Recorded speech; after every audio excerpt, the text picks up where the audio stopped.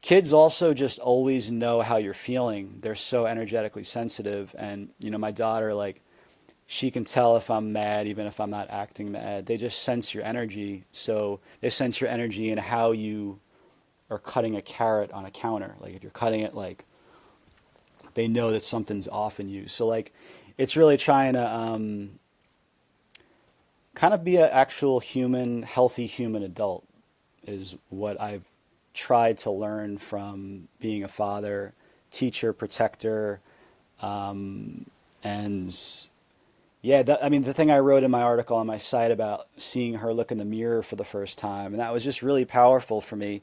I was doing my own mirror exercises at the time, and I had all these things that I was thinking about myself when I looked in the mirror, and then seeing her look in the mirror and just seeing like looking at the world, looking at herself with no filter. And it was just, I cried and cried, and it was like a really powerful healing for me just to see that.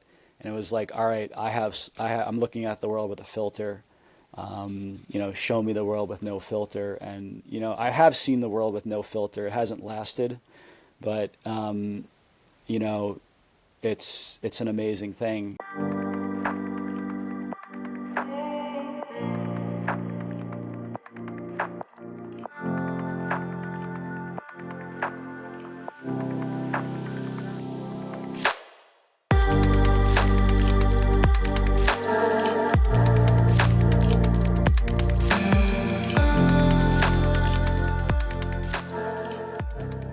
Hey everyone, and welcome to another episode of Going Out, Looking In, the podcast about the big questions of life, personal growth, and spirituality.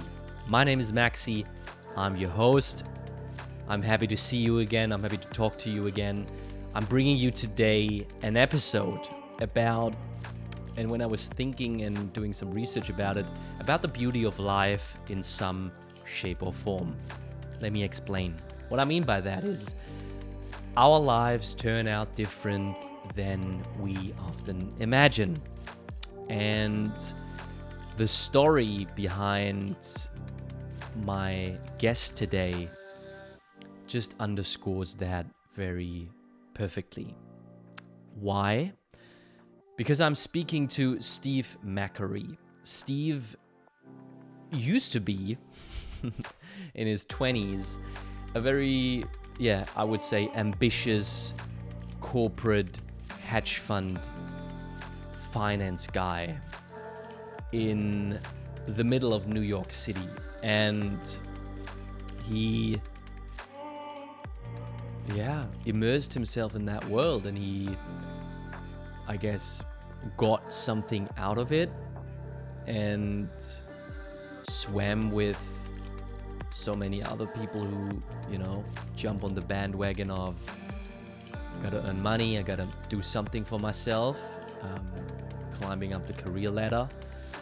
But it wasn't until he had a surfing accident, which then led to serious health issues, that he just started to rethink his life decisions and his life path, I would say, and also the person that he became.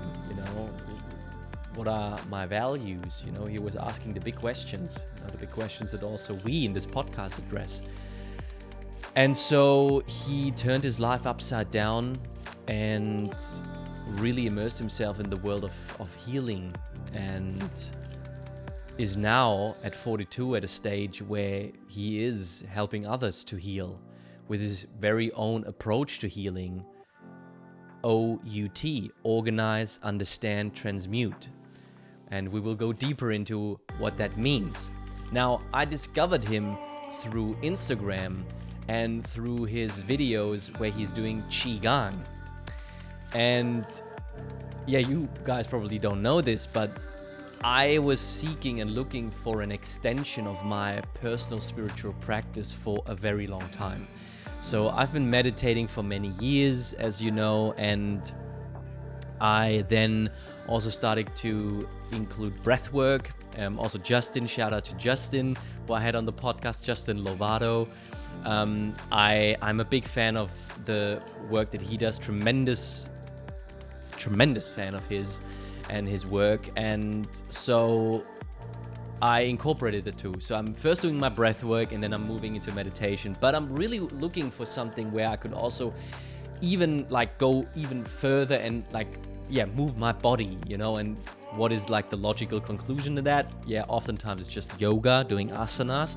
But for me, I know that it's gonna be a part of my life at some stage, I know, but not right now. So now that I discovered Steve and he's very approachable and very, yeah, just very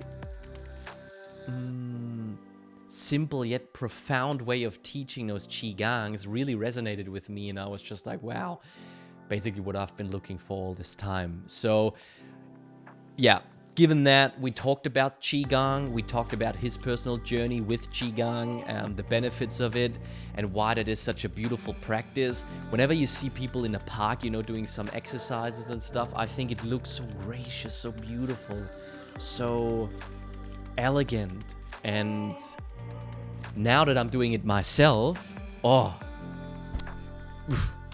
it's so good. It's so good. Yeah. Like you're really harmonizing, yeah, the outer and with the inner world. You're synchronizing in some way. And this is also what he was sharing and much more. We, yeah, you know, delve deep into his own personal journey, which I briefly now summarize, but we go into more detail there. We talk about what he learned from being a father, what that changed for him, and also his, yeah, like I said, very personal healing approach with O.U.T, which is very interesting. Talking about transmutation, as you know, I'm a Michael Singer fan and he's my guru, so he talks a lot about transmuting energies as well. So beautiful stuff, beautiful stuff. Just another conversation of me just being inspired by someone, reaching out, having a conversation. So beautiful. So I invite you to discover the power of Qigong with me and the story of Steve and his very unique approach. I wish you, you know, as always, beautiful insights and, yeah, healing, guys and girls. It's all about healing, isn't it?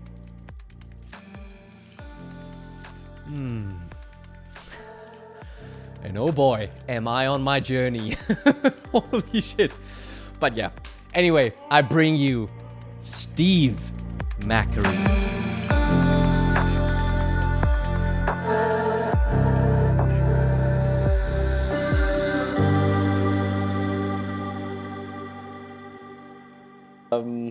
Yeah, basically, so I discovered your work on Instagram. Why and how?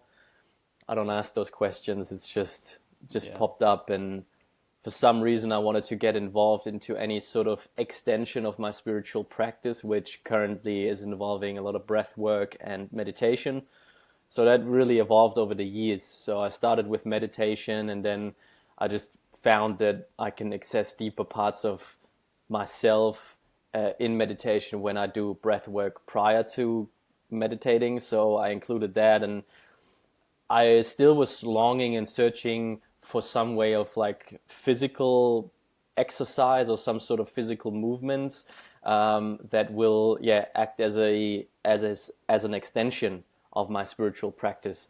And whenever I was walking parks and stuff, I was seeing people do Tai Chi or Qigong. I was always like, looks incredible. So and something magical is happening, and that's why I was with you. It was just like a perfect gateway for me to nice, that's approachable, that's accessible, doesn't look and doesn't feel it doesn't feel something that's completely out of reach. I can start doing it, and since then I practice with your videos, and I'm doing amazing. I would say I'm just standing here at the beach and the waves are coming in, and I'm doing the iron shirt, and I'm doing the surrender qigong, and I'm just like, that feels amazing, and it's just the start, you know. Thank you so for doing it. Yeah, that's great.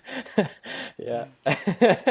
So because I'm really interested in the topic of qigong and all that, but Before we go there, I just wanted to open up the space for you to um, give some context. I would definitely be super interested in what we and what I need to know about you to understand the man that is sitting here right now.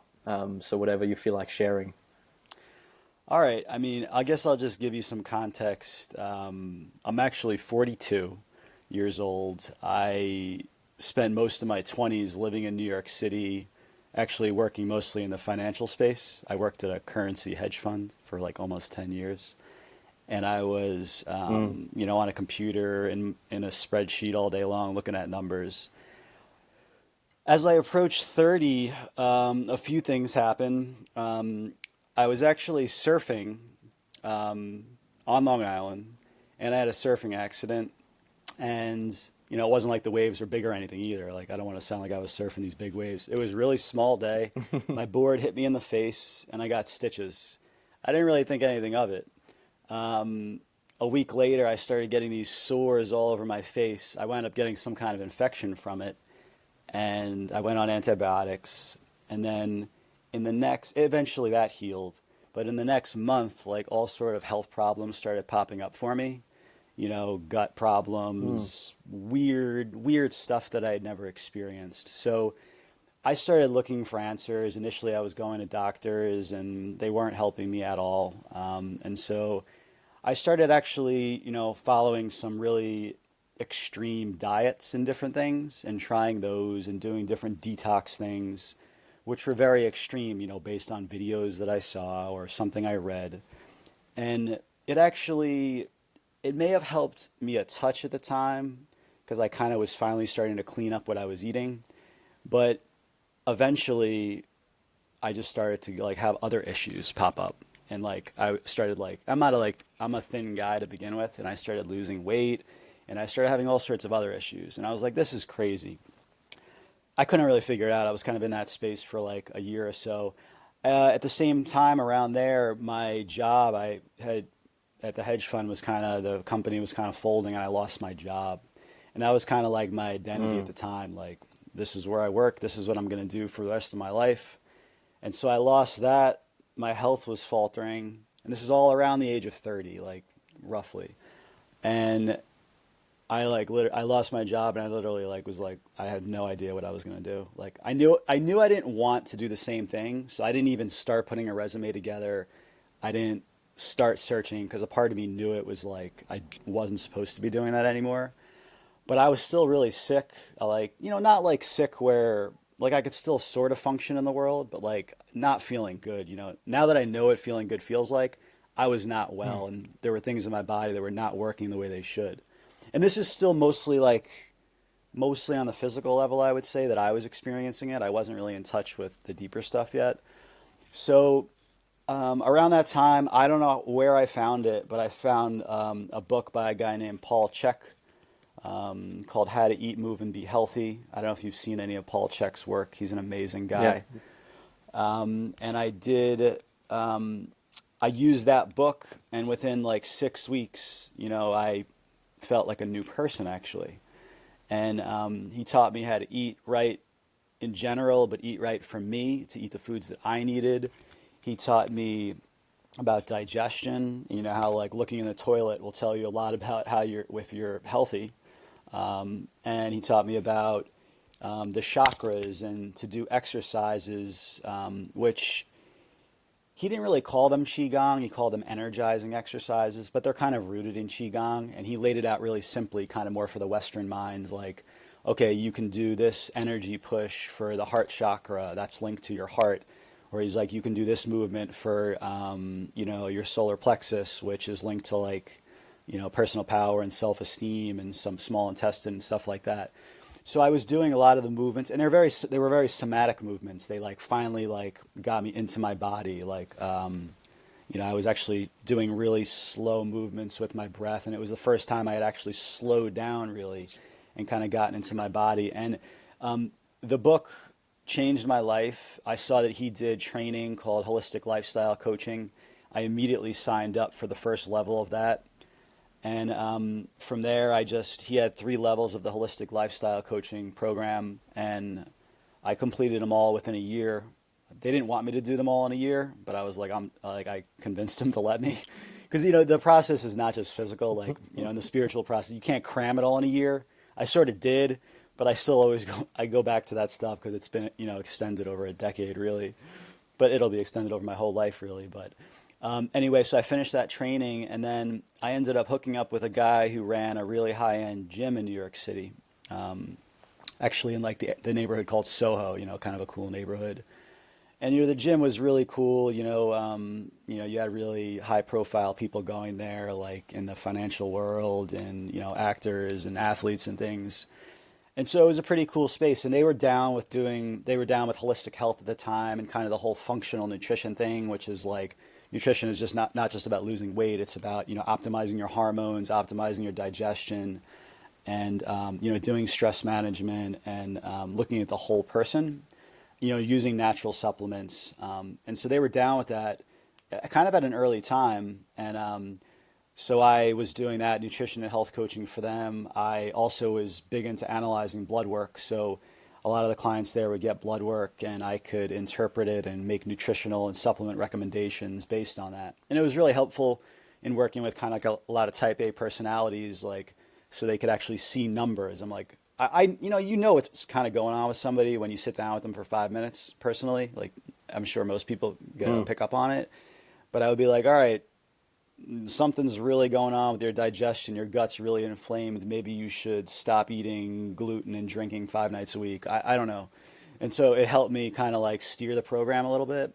But at the end of the day, I kind of realized that, even though that was holistic and whatnot, what I was doing, and kind of, looked from a bunch of different angles, kind of quantitative and qualitative, there was so much more to it. And that's when I started digging into, the psychological, spiritual, mental, emotional components of it, which I found to be kind of the root cause of most people's issues that I was working with.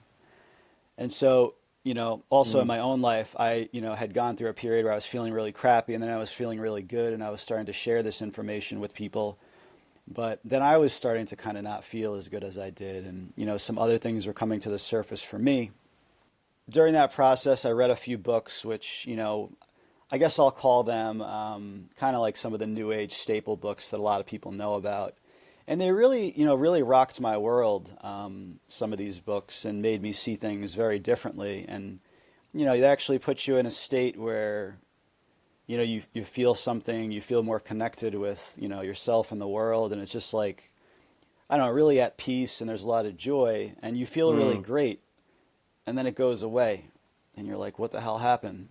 And so I kind of went through that process a few times with a few different, and it was usually like a book that kind of spurred it at the time. Yeah.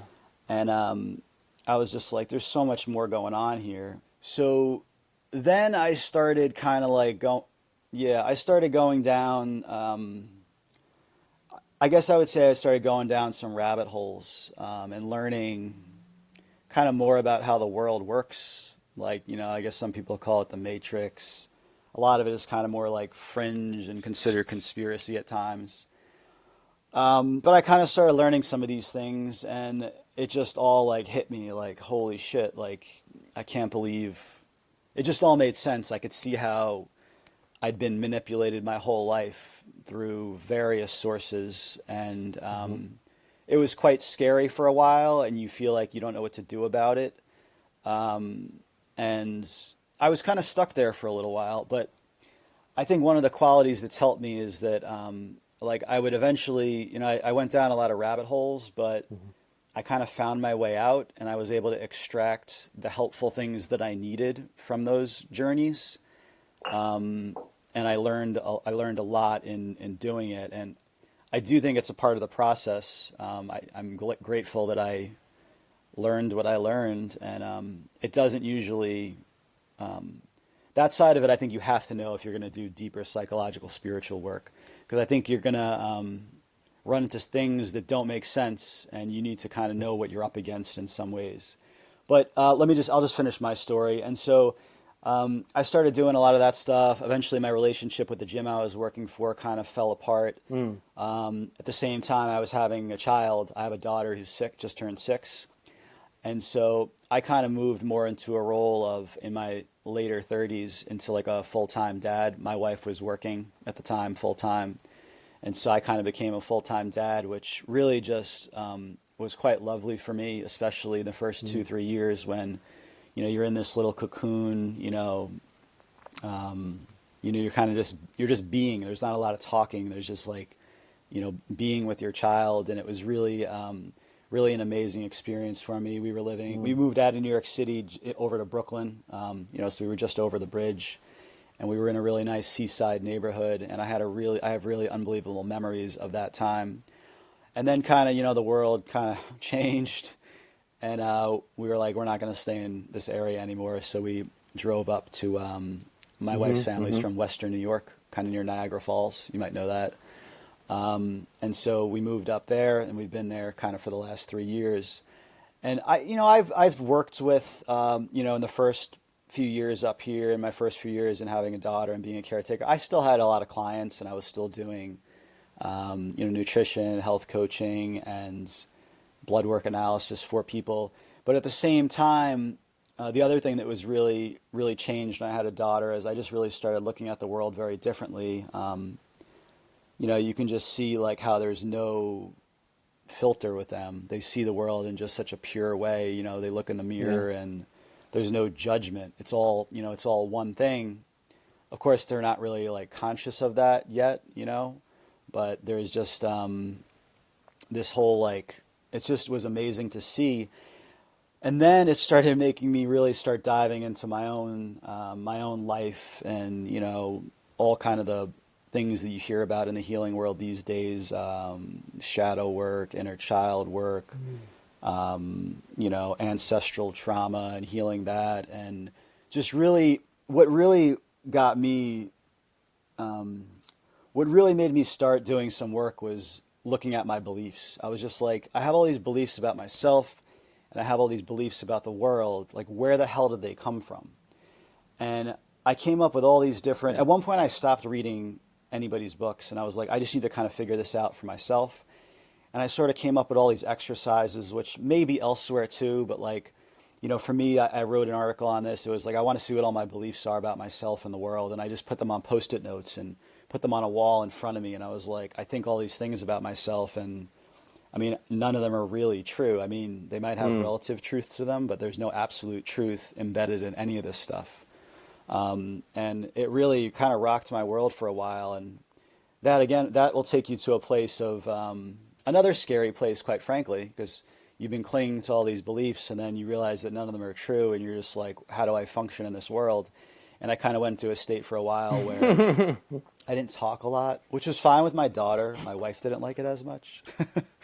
So I'd be very, I just was like very quiet and I just was like, it was kind of strange. Like I almost like I didn't have thoughts about anything more. Like I wasn't like, it's kind of hard to explain, but I just didn't have a lot to say about anything because I'm like, so much of this is nonsense. Is any of it true?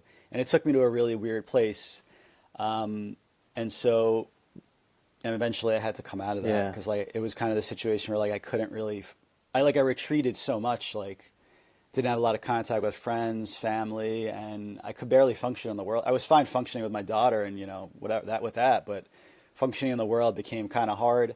And so I had to kind of like come back a little bit, I think there's like a Zen saying that like, like a mountain is a mountain, then a mountain's not a mountain anymore, and then a mountain is a mountain again, or something like that. Don't quote me on that, but it's like things were weird for a while, and I had to kind of come back to reality, and I did that. But there was more work, and the work never ends. I'll just finish my story, and then we can get into some of the psycho spiritual stuff. But that brings me to where I live now, and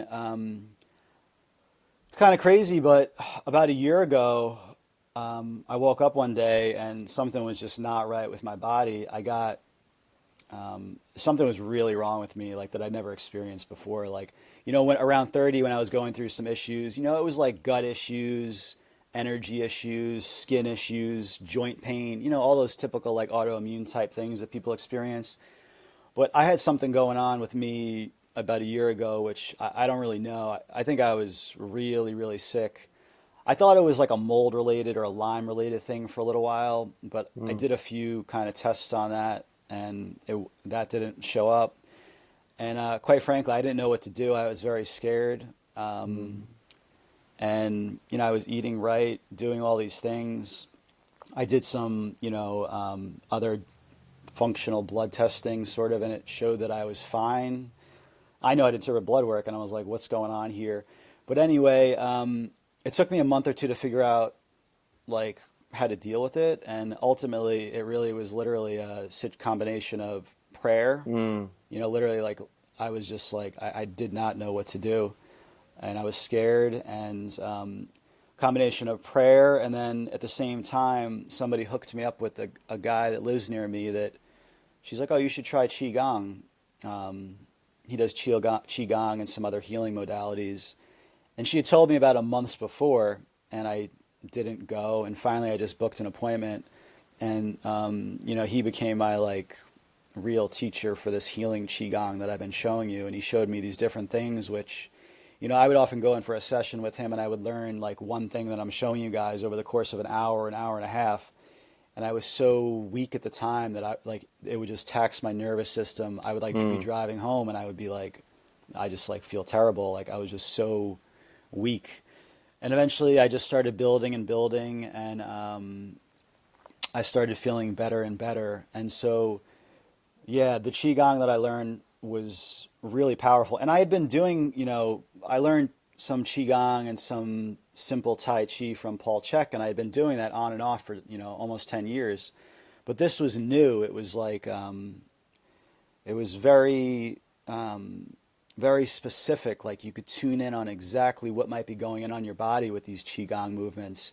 And it was also very spiritual, which was just, and spiritual and also shamanic. I mean, like a lot of Qigong, people don't know, it's thousands and thousands of years old. It was like what these Wu shamans in China, the movements they were doing to go into a trance state to Yeah. heal and to fight off demonic influences and whatnot. And it was like the original, like good magic, not black magic. I mean, at least that's what it seems like Qigong originated from. I don't know for sure.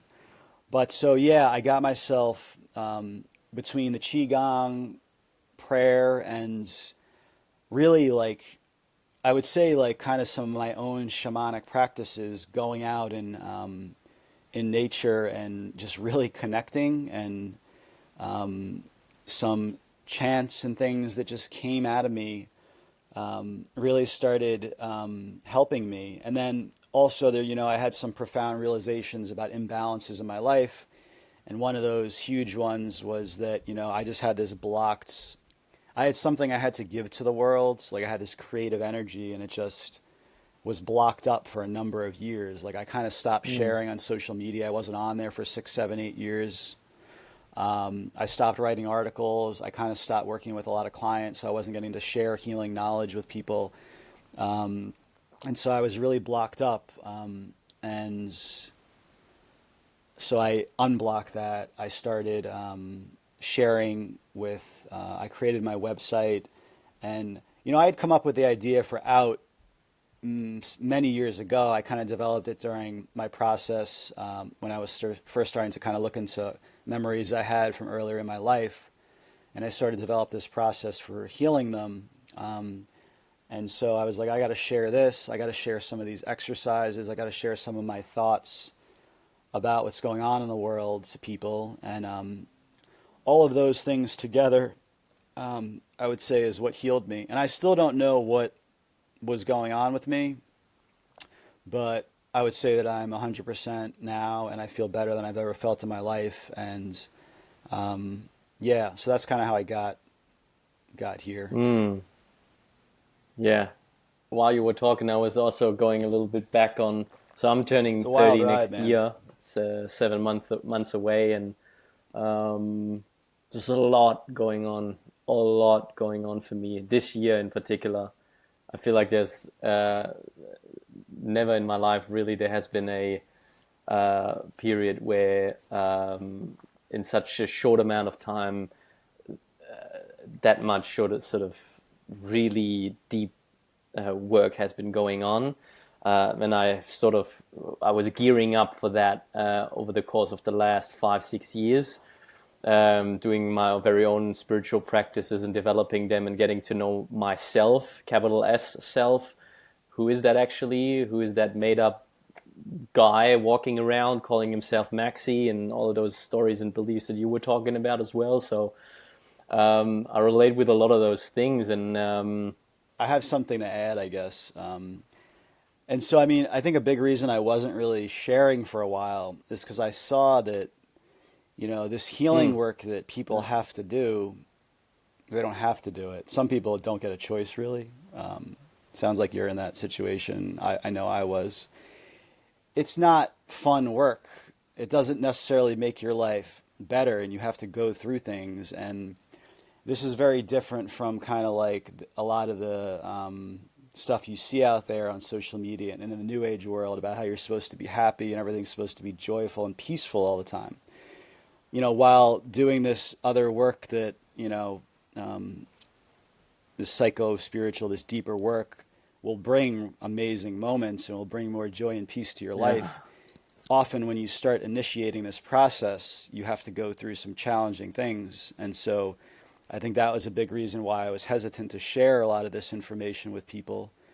And so, but then I realized that like I really don't have a choice. Just like some really the turning points and what basically, because I'm like it all makes sense like in hindsight, but when I'm tuning into you being 30 and you set out a life which led you to, I guess, some sort of financial wealth as well, and some sort of like lifestyle that you were establishing for yourself, and then this accident happens and you feel and see, wow, like I physically, first of all, I cannot maintain this lifestyle, and then maybe emotionally, spiritually, I also don't want to anymore, because it's like the vibration in here is not where I want to be going. And so I guess I would just like to go quickly there, into this turning point and that first sort of, like, can you describe the feeling that you had and the sort of realizations that you had at that time, which led you to, coming out of that rut and sort of like really turning things around? And because it really sounds like opposite worlds as well. It sounds like corporate finance world, very rational, Western, and then like more open towards like this sort of, because even Paul Check, when you say, energetic work and stuff, I know a lot of people who, when they hear energy, they're out, this is like already woo woo for them. And so I just guess, like, was that a gradient process, or what was that like? It wasn't far-fetched for me, but yeah, I was really receptive to holistic stuff. I wasn't too rigid and dogmatic in my approach to that. I was into nutrition for a while and kind of holistic living. I like surfing, being at the beach, being in nature. But there was a lot around that change in my life. I mean, it had to happen. There was like no way around it. It was kind of like Mm, I was kind of forced to go through this change. But I would say there was also a lot of synchronicity in my life at that time. And yeah, I think that word gets misused a lot because sometimes synchronicity and encounters are not always like these magical experiences. But for me, this was more of I would say, a positive synchronicity. Like the Paul Check book, I don't know where it came from. I actually don't even remember how it got in my hands. And then even after that, I started just meeting other people in New York City randomly that were actually I ran into randomly a Czech instructor, somebody who actually teaches for the Czech Institute, like in New York City. And so there was so many people that I was connecting with. And then my job at this gym in New York City, the person that owned it, that was a kind of a synchronistic encounter. And things were just kind of falling into place. And I was in a really good space for a few years. And at the time, like a lot of this holistic health, Mm-hmm. nutrition, bone broth, like a lot of these concepts were kind of like still, I feel like they were still pretty new. And at the time, I forgot to share this. I was writing articles for a fashion publication for their online, a major fashion publication, and I was able to get a lot of this information out. I still have people email me now, like almost 10 years later. Hey, I can't believe you were talking about this nutritional stuff. It's like 10 years ago, and it makes me feel good that I got that information out there. But yeah, there was a lot of synchronicity. I was very open to this stuff. Kind of related to that would be that I would say also, even though I learned some Qigong and these kind of breathing movements, breathing with movement exercise from Paul Chek about 10 years ago. But there have been three other instances in my life where, like the universe, I don't use that term a lot, but like something is trying to get me to do more Qigong. I'll Mm-hmm. share them with you because I just actually didn't remember this until like about a month ago. And my wife helped me remember as well. One time I was out in California and I was getting out of a taxi and the guy was like, "Hey man, I want to show you this qigong movement." Like totally randomly. And he got out and showed me this really amazing qigong movement and I did it for a little while and then I didn't do any more qigong. And then I was in Brooklyn walking around with my daughter and we were in the park and this guy comes up to us. He said hi to my daughter. A little baby walking around. Everybody's attracted to that sort of thing. And he's like, "Hey, I do Qigong classes. Why don't you come?" And I was like, "Oh, yeah, I'll come." But I was just so busy with being a dad at the time, I didn't go. I actually saw him two separate times and he invited me, and I still didn't go. And then lastly, somebody that I know here has been telling me to go to this, was telling me to go to this guy that I eventually learned up learning from for several months before I finally got the message. So like somebody was trying to get me this qigong message for a long time, and I finally picked up on it. So that's actually kind of what compelled me to like, in some ways, take it seriously. But that's really what compelled me to start sharing videos because I've never really done a lot of video on camera. I don't love social media, don't love being on computers and phones, but I was like, I got to get this out there because it's so unbelievably powerful. When the student's ready, the teacher appears. So uh, certainly was for me, and certainly was for you at the time. With that guy Yeah. that you were describing, who does this, like he has this different and unique approach to qigong. So basically, I would love to talk about qigong. So what do you Yeah. feel like is important to know about qigong, and what do you feel like is Cool. for whom is qigong, and what are the benefits of doing it? Qigong is really for everybody. I mean, in China, there's millions and millions of people doing Qigong every day. I don't know what the exact number is, but Qigong, I just put a video up. I'm starting to do more like explanations on social media. I think it's on TikTok, but Qigong is basically an energy practice. Qi means life energy, Mm. and Gong actually means benefits through persistent efforts, which is kind of interesting. But really, I just call that a practice. And so, it involves movement and breathing and synchronizing them together, often while doing certain postures. But sometimes the movement can be, you're just being still, like kind of like an iron shirt thing. Other times, it has like a martial arts quality to it. It really depends, or anywhere in between. Um, the Qigong, a lot of the videos that I share involve sound, and you know, that's part of a series called the Six Hmm. Healing Sounds, which has Buddhist and Taoist origins. There's like different versions. Like a lot of Qigong is rooted in Buddhism and Taoism, actually. And so, I'm making these crazy sounds and making funny faces. I'm sure it's kind of interesting for people because I don't see a lot of that on, when I look at Qigong. But yeah, so these healing sounds are really amazing, and it's basically two separate. There's six healing Okay. sounds, the Buddhist version, and the six healing sounds, the Taoist version. At least this is what I've been trained in, and so they do it based on the elements in Chinese medicine. And before I go any further, like I am a beginner with Qigong and Chinese medicine. It goes so deep. Like the guy I train with has been doing it for 40 years and he still considers himself a beginner. So it's like unbelievable how far you can go. So like this is kind of like the basics, but it goes a lot further. But basically there's 5 elements. There's metal, water, wood, fire, and earth. And fire, there's actually kind of like, there's a second part to fire, which is how you get the 6 healing sounds. And so each of those elements, it has organs and organ systems associated with them. So when you're doing, for instance, the fire element, the first fire element, you're working the heart and small intestine. And so, that sound that I do, that's a fire sound, and it's working your heart and small intestine. And so I just thought it was so profound that you can do a specific movement for a specific part of the body.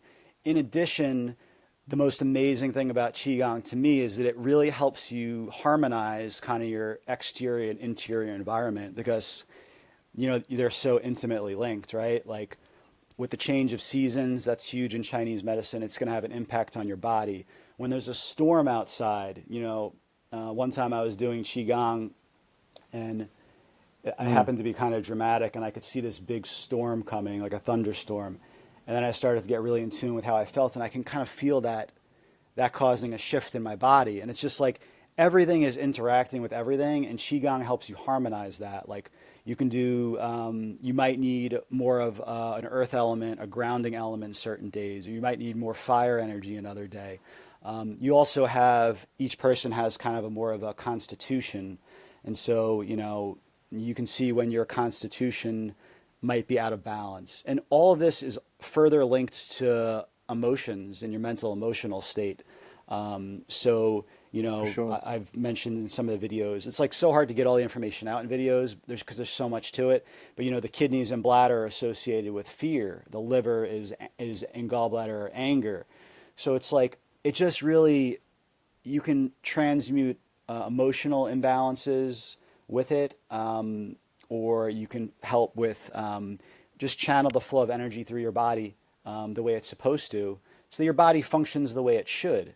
And this impacts physical, mental, emotional, spiritual. As I said earlier, a lot of Qigong is very spiritual, and it's rooted in Buddhism, Taoism, shamanic practices. So like people were doing Qigong and going into trance states and going to other worlds and helping people heal.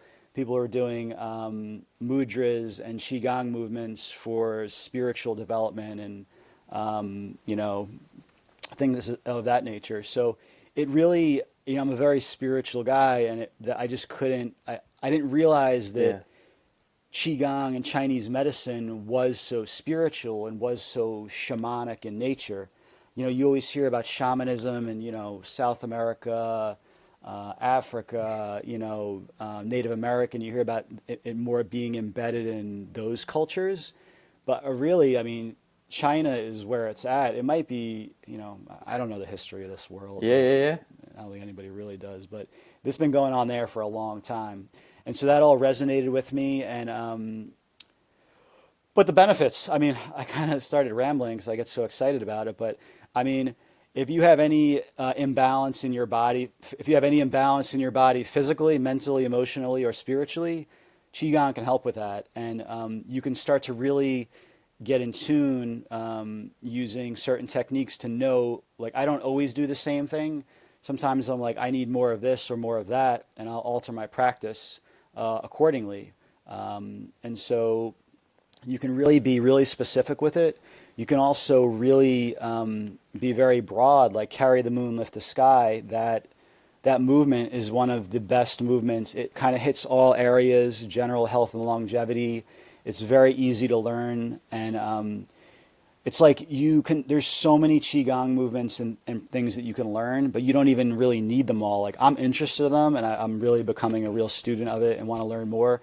But I've kind of shared, like, I'm not really holding back on social media. Like, there's a couple things that are actually kind of secret and I can't share on video, maybe in person.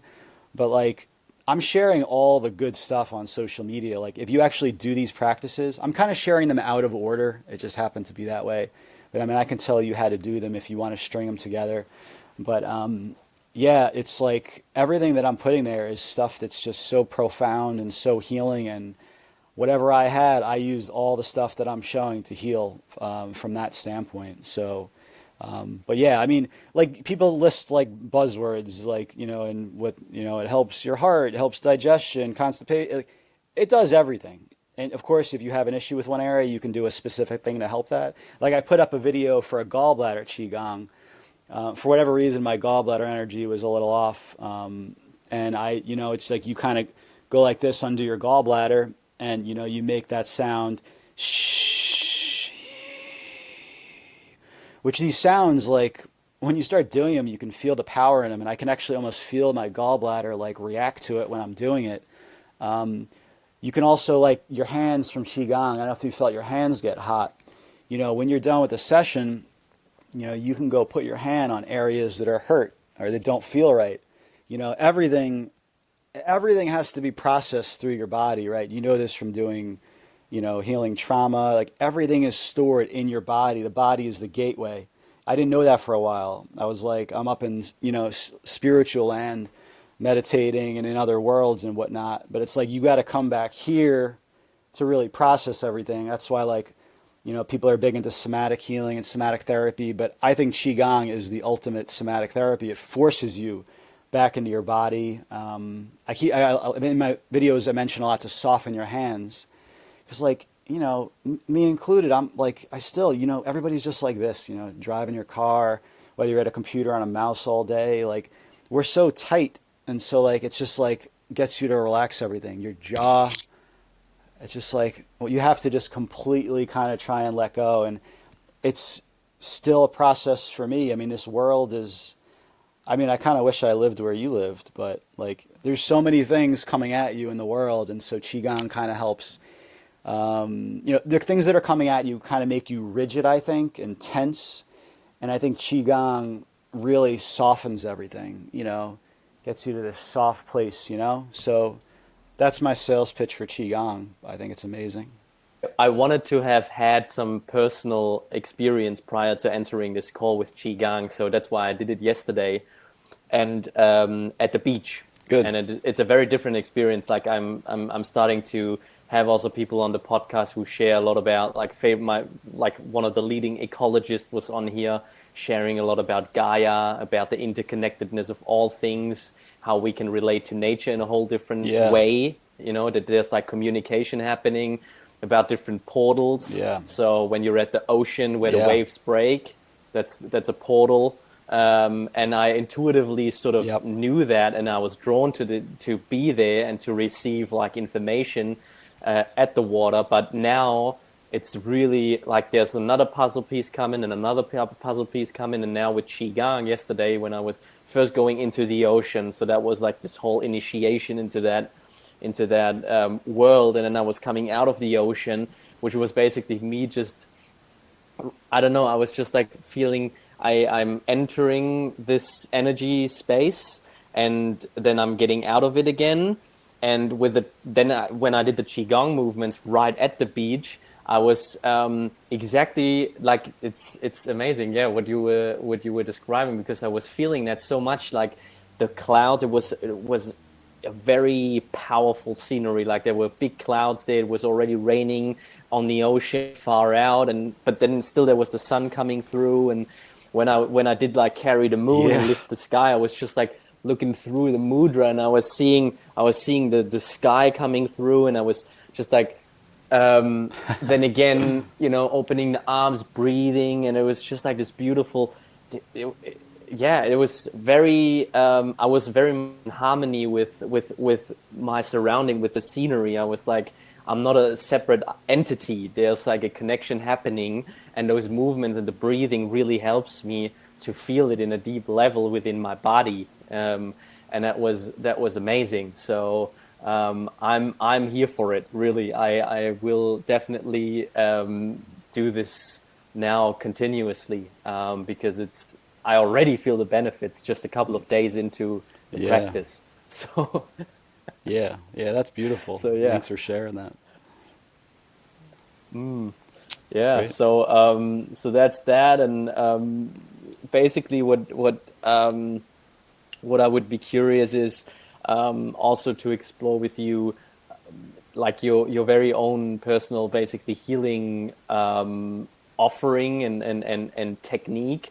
You mentioned it that you basically a couple of years back you already had the idea for out. So I was just wondering if you can go a little bit deeper into what that means, how you came to create that, and what you're doing there.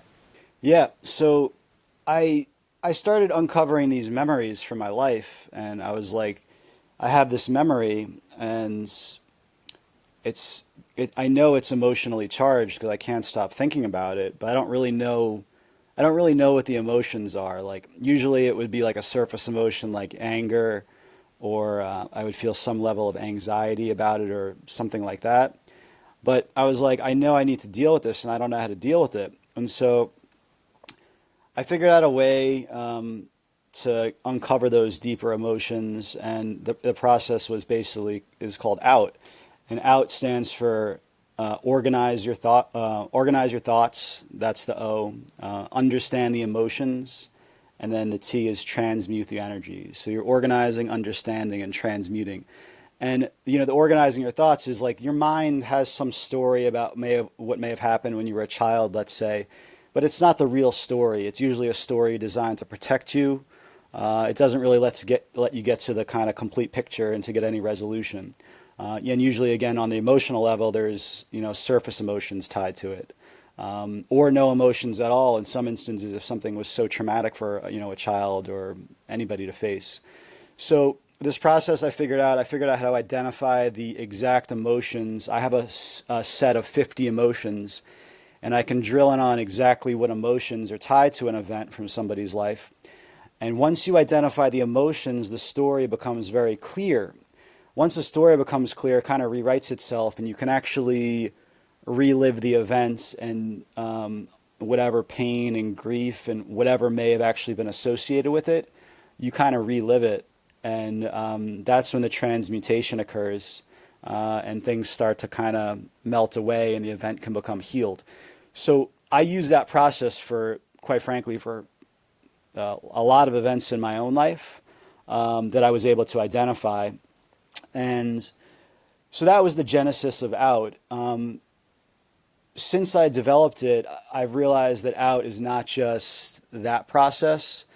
There's also a variety of exercises that people need to do along with that to kind of complete what you can do if you're doing this deep inner work. Because there's stuff you can do, like if you want to actively participate in it, but then there's stuff you can't really control. Like life is going to throw things at you that you just have to, are part of your path, and you're going to have to transmute them that way.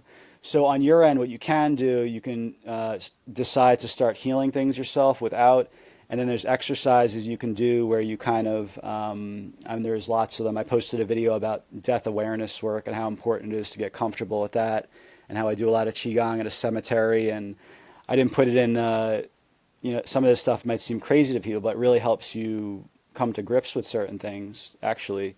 Where actually I made a wooden cross and buried myself in the cemetery. I put like when I died on it. Crazy shit, right? But it was like a profound healing exercise for me. And then other things like doing exercises where you look in the mirror and you kind of write down or think about like, you're like, everything you think, you're like, I have a wrinkle on my head.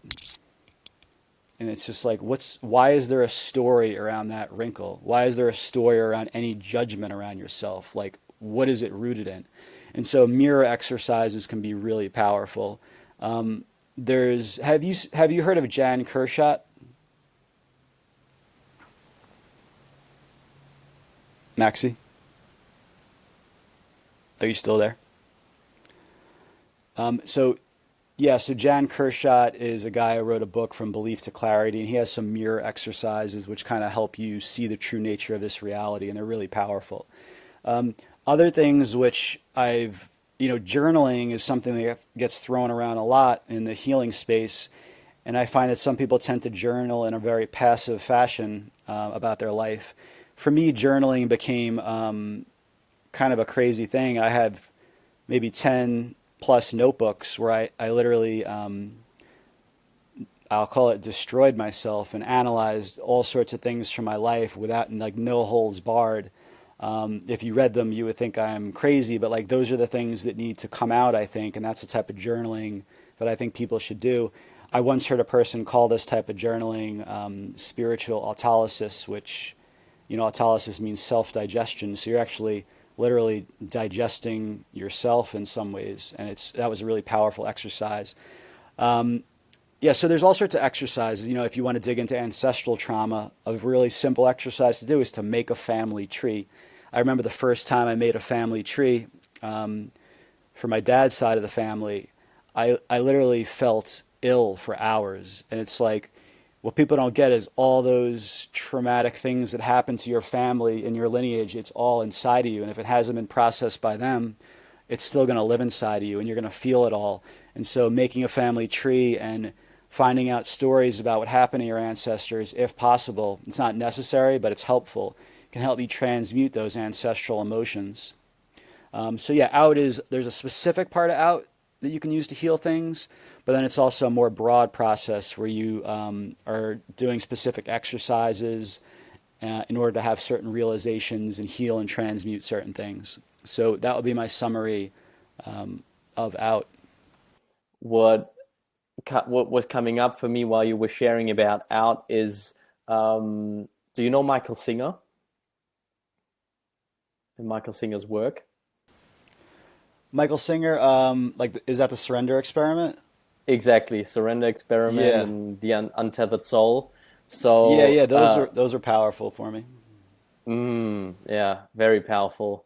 And so he's basically my guru and my teacher, and I love his work. And I've been really, yeah, I'm not following a lot of people, but when I do, I very go deep. And he talks a lot about transmutation of energies, and he talks a lot about samskaras, like those blockages within our system that, yeah, we keep suppressing, and then the chi, which then in Qigong you will notice the energy is just not flowing. It's just not flowing around those blockages. Like it more or less flows in some shape or form around the blockages, but that's when somebody enters a room and you're like, holy shit, like what does this guy do? Something's happening.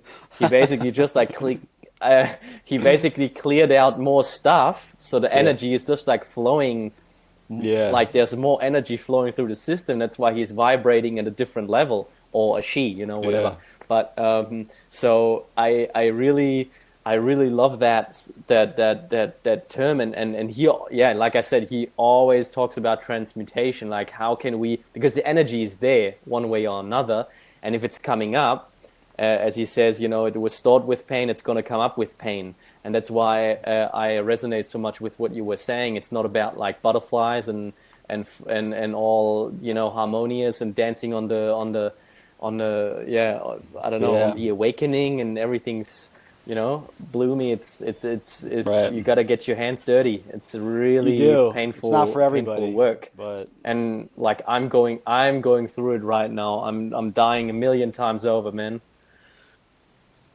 yeah.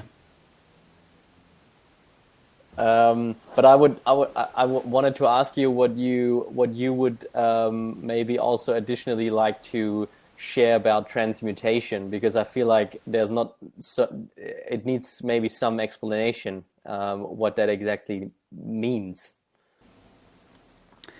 I guess it's kind of like alchemy, turning one thing into another, like some type of metal into gold. So it's like it's a process that I don't think you can control it either. It's like one thing becomes another. I guess it is like kind of like a almost like a butterfly analogy where, you have this caterpillar that becomes a butterfly and it's like, what? How does that happen? It's a process that just occurs under the right circumstances. And I do feel like sometimes you have to take an active role in it and kind of shine a laser on what needs to be seen. But other times it's not going to happen that way. It's going to happen, via acts of grace. I know a guy who can heal things with prayers. a lot of shamans and people like that, they can just say a simple prayer and transmute an energy or an emotion for you. So, I mean, that's actually effectively, and Paul Chek explained this, what emotions are better than anybody. He said it's energy moving. It's like E for energy, motion for motion. It's energy moving. And as soon as so I guess transmutation is like getting that energy moving. Because the emotions themselves aren't bad. No emotion is bad. They're external energies that are out there and they come into us and they're supposed to go through us. And so it's like letting them flow where they need to flow in some ways. So in some ways, it's not really turning anger into anything else or turning grief into anything else. It's fully experiencing them and letting them pass through you, letting the energies go. This is something I've had to really help my daughter with, as she goes through her life, because kids are such sensitive instruments and they're feeling so many things. They're feeling emotions of their family members, me, my wife, the whole collective. And so, like, I have to help her to say, okay, what are these emotions? Let's not like push them away. Let's just let them flow through us, or let's express anger if that's, or, what's here right now. And again, it's not taking ownership of the emotions. It's not like I am mad. It's like, I don't know if you studied any Anthony DeMello stuff. He's an amazing spiritual teacher. He's like, the emotion, you could say more effectively, the emotion is here right now. Not that like I am mad or I am angry. Anger is here. And it's like a powerful thing where you're not identifying with the emotion anymore. You're just letting it move through you. So, yeah, I don't know. That was my take on that. Mm. Yeah, can you maybe share, because I picked up on that in your recent video about the fear party. Can you share a little bit about that? Oh yeah, so real crazy, right? Like, I came up with that exercise a long time ago, and I found that in general, like acting, and you may have heard of psychodrama, but like acting is so powerful for healing things, and I've used it so many times myself, where I just act out scenarios that happened in my childhood. I put a couple chairs around a table, like like there's like 5-year-old Steve over there, my mom and dad, and whatever the scenario was, and we talk it out. And it's like, you, as a child, you're responding with, the knowledge that I have now. So like, if your parents did something to you, I had this one person I was working with, and her parents like wanted her to go to school when she was like 3, like before preschool, and she wasn't ready for it, but she couldn't express that to her parents. So her parents kind of made her do something, and it caused a wound, right? Like she wanted to stay with her parents. She still wanted to be close to them. She didn't want to be away from them. So I was like, let's do this scenario where you stand up for yourself, or it's really just about like kind of expressing yourself as an adult. And you say, this is like the 3-year-old version, 3 or 4-year-old version. Mom and Dad, I'm not ready to go to school yet. I want to just spend more time with you. Maybe we can revisit this in a year or two. In an assertive fashion, that can provide healing. So like, but back to the fear party. Yeah, she was scared of something. She was actually scared of throwing up, right? Which I don't really know where she got it from. I mean, throwing up's not fun, but some people aren't really scared of it. But so we did this whole party, and she invited a few other things that she was afraid of, like the house burning down, like stuff like that. And so we had a party. We sat there. We had Mr. Throw Up, Mrs. House burning down, and we just talked to them. We got to know them, and she's like, "Oh, and I had to start the conversations, obviously, for her.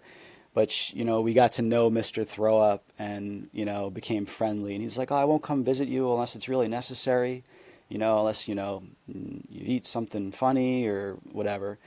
And when we were done, she was like still talking about it. And she just like felt more comfortable with these things. And they weren't, because it started to take over her mind. She just couldn't stop thinking about throwing up.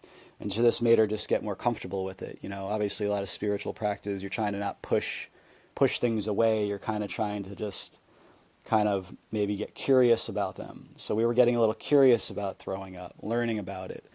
And it was a healing exercise. But it's, something everybody needs to do. We all have fears.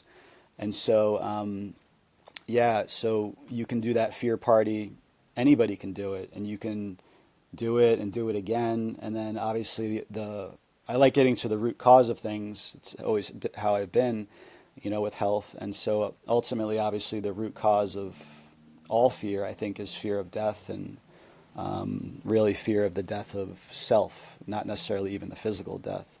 So I started to get into that a little. I put up a dramatic Qigong video of me doing Qigong near a big cross in a cemetery. I thought that was funny. But it's actually, I mean, it's all what I do. It's not like to put on a show. It's just like I do this stuff, and it's actually, I've had to get into the schedule of like bringing out a tripod and shooting it. It kind of gets into my morning Qigong schedule a little bit, but I'm kind of having fun with it, and I just know that at the end of the day, like, so many people are, I mean, I don't have a big following, but like a lot of people are looking and saving my videos, and the fact that you're telling me you're doing some of them, it really is just amazing, and that's why I'm sharing now, because I just want to spread some easy healing knowledge, and then obviously I know there's deeper stuff that people need to dig into on the psychological, spiritual side, but I'm trying to put stuff out there as kind of that will be really helpful to people and more approachable, and Yeah. then maybe at times talk about some of the deeper stuff. At least that's what I'm doing right now. Hmm. Yeah. So when you're talking about spirituality or spiritual elements of healing, and then you're talking about the self and the self concept. Like I have my definition, my experience with spirit and with spirituality and what I sort of associate with it. But I would be curious how you define it. What's spirituality for you? Everything really. I mean, this is all. It's really all. Everything is spirit came into form and is having this experience. So it's really all.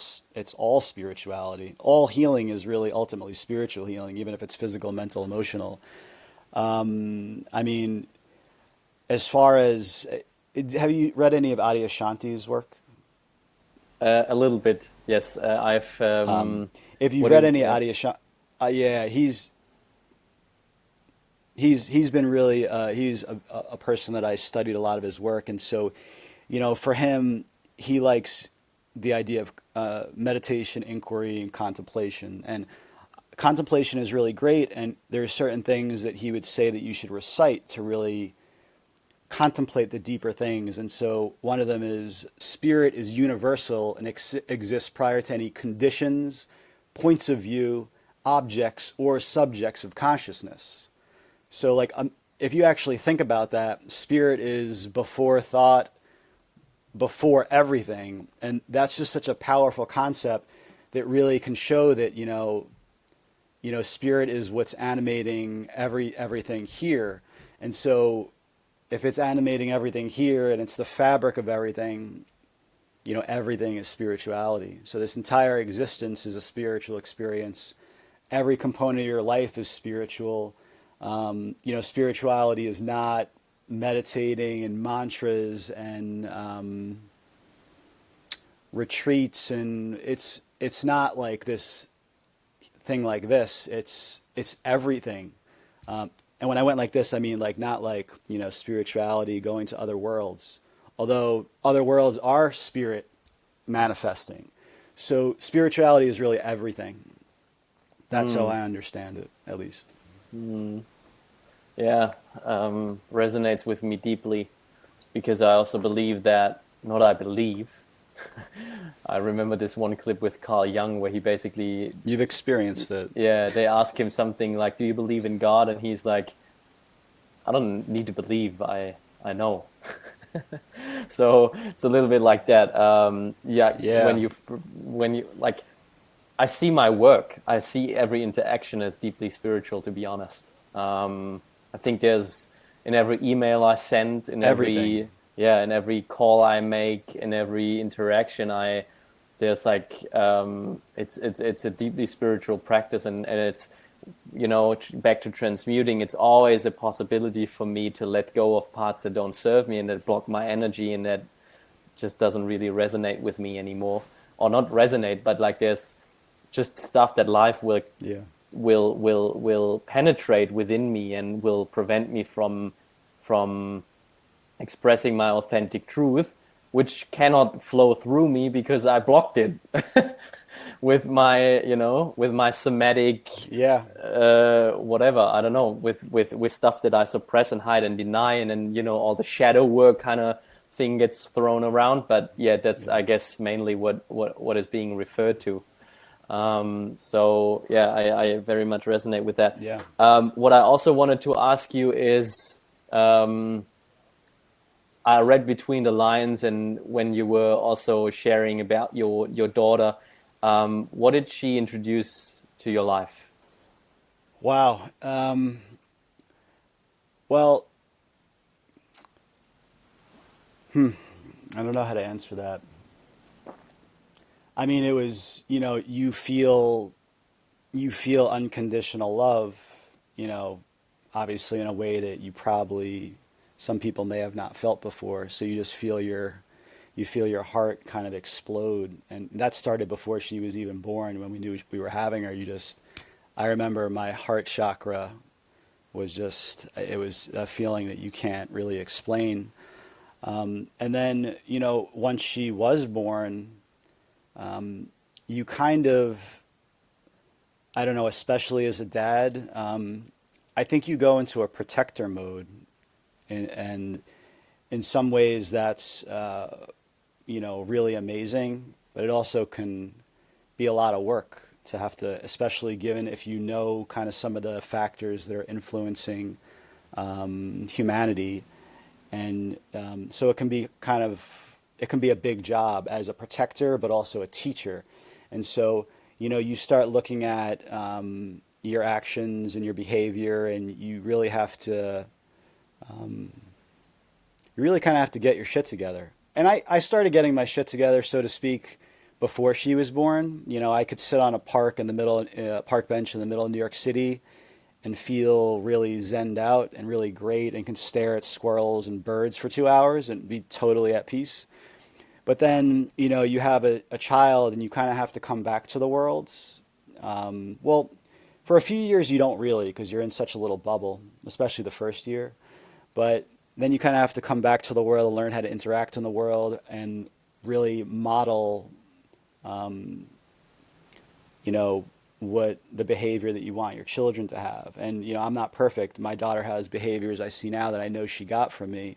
And, I know those are things that I still need to work on. So it really becomes a mirror for you for your own healing work. A child, I mean, any relationship really is the ultimate. And I almost feel like you need to be in a relationship to complete some components of your healing work, quite frankly. And obviously, there's a relationship with the world and with strangers, but then there's also closer relationships, with family members and spouses and your kids. But it really helped me get things in check in certain ways. And kids also just always know how you're feeling. They're so energetically sensitive. And, my daughter, like, she can tell if I'm mad, even if I'm not acting mad. They just sense your energy. So they sense your energy and how you are cutting a carrot on a counter. Like if you're cutting it, like they know that something's off in you. So like, it's really trying to kind of be an actual human, healthy human adult is what I've tried to learn from being a father, teacher, protector, and yeah, I mean, the thing I wrote in my article on my site about seeing her look in the mirror for the first time, and that was just really powerful for me. I was doing my own mirror exercises at the time, and I had all these things that I was thinking about myself when I looked in the mirror, and then seeing her look in the mirror and just seeing like looking at the world, looking at herself with no filter. And it was just, I cried and cried, and it was like a really powerful healing for me just to see that. And it was like, all right, I'm looking at the world with a filter. Show me the world with no filter. And, I have seen the world with no filter. It hasn't lasted, but, you know, it's an amazing thing. And yeah, fatherhood, man, it's really wild. Yeah, but it's really amazing. Hmm. Yeah, thank you for going there with me. That's very beautiful. And yeah, as I'm maturing, I I feel like I feel like this is just the natural way of becoming initiated into manhood is for me to, yeah, feel this sense of being a protector, being a provider for um, potentially my family and a chosen community of mine, and it's slowly arriving underneath the surface. I'm not there yet. I need to be just a shitload of work that I still need to be doing, and that I will be doing, and I'm committed to doing. That's actually also why I will go to the US, by the way, in October. So maybe we can hang out in person, do some qigong in the park once I'm there. I'll be over there in October. So Oh yeah. yeah, and yeah, because I want to get. Where are you going? I'm starting off on the on the west coast. So I'm flying to LA, and I'm doing the Sacred Sons convergence. Where, yeah, basically the largest men's gathering, and then basically I'm gonna do a road trip throughout the US because I wanna interview people for the podcast and combine that with seeing some places in the US. So I'll make it over to the East Amazing. Coast as well, and because I want to see Michael Singer at the Temple of the Universe in Florida. So eventually I can stop by in New York. That's where you are, Yeah. right? Yeah. I'm in New York, yeah. I mean, well, I'm about 6.5 hours from New York City. But if you happen to go across like the top of the country, like toward, if you like want to see Niagara Falls, if you come up here, yeah, let me know for sure. I don't know. Oh, just keep me posted your schedule. I mean, I could be, sometimes I go near New York City, but yeah, Yeah. I that'd also be great. wanna Yeah, do you're doing some amazing stuff, Maxi. I really love it. Wow, thank you, thank you. I appreciate that. Yeah, thank you. There's some delay, I think, but yeah, your words are arriving with me. Just wanted to ask you one of my last questions that I always ask, and that is, what are you proud of? What am I proud of?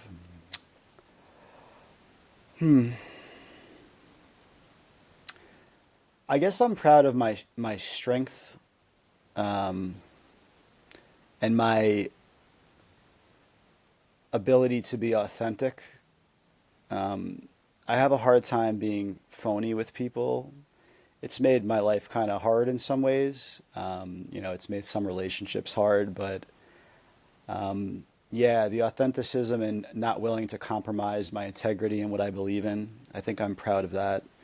And then, yeah, my strength. I mean, I think sometimes people think I may have had like a easy path in life, but I mean, I've been pretty tormented and had to deal with a lot of things and on various levels, and I think I'm proud that I've been able to get through what I've gotten through. So I guess I would say those things. Mm, beautiful. And what are you looking forward to? Sharing more qigong, sharing more healing with the world, helping this world change, helping more people that are going through this awakening process and that see what's going on in the world, helping them transform. And as much turmoil is going on in the world, I think there's so many people like us that are just ready to do the work and ready to kind of become who they are. And it's really amazing, and I'm excited to see how all this pans out in our lifetimes. It's an amazing time to be on the planet. Mm. Yes, it is. Yes, it is. Certainly not like the easiest of times, but yeah. Sometimes I don't feel like that, but that's my positive answer. uh,